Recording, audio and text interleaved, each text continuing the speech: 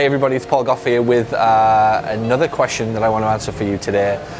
Question is, how much should you spend on marketing? So, a couple of schools of thought around how much you should spend on marketing. A lot of people work on the principle that you should spend 10% of your revenue. But the really successful businesses spend 10% of the revenue that they want to get to completely different things. So if you look at your business today and you're doing $500,000, then there's an argument to say that you should be spending around about 50k a year. Let's say $4,000 a month on advertising, all right? But what if you want to get to $1 million?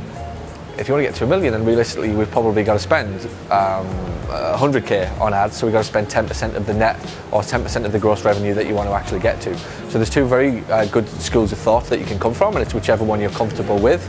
Personally, I go for 10%, 10 or 12% of the revenue goal. That's how we plan our marketing budget, and we adjust accordingly. And then the next question is, how much should you allocate per platform, and whether or not it's content, whether or not it's for leads.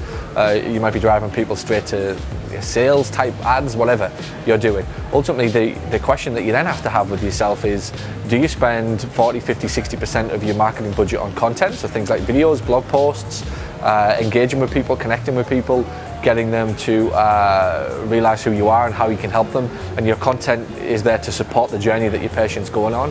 And then you spend another 20, 30, 40% on actually asking for an opt-in, because that's really now how a modern marketing budget is playing out. So the old school, kind of way of looking at your business was 10% of current revenue. Certainly a new trend that's existing is 10% of the revenue goal.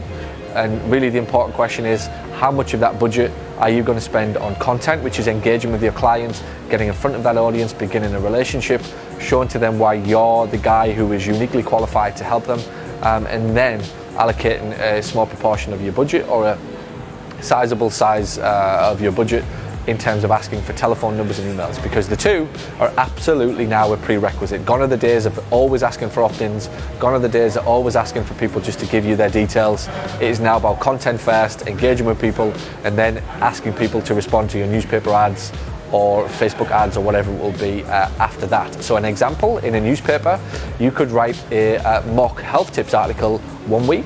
So you could write a health tips article on a Monday, all about back pain, and then a week later, knowing that those people will have read it, a week later you could say, hey, and if you want the free report, give me a call today. So we'd almost have a two-step approach to newspaper adverts, which is leading with content, and then we're asking for the subscription.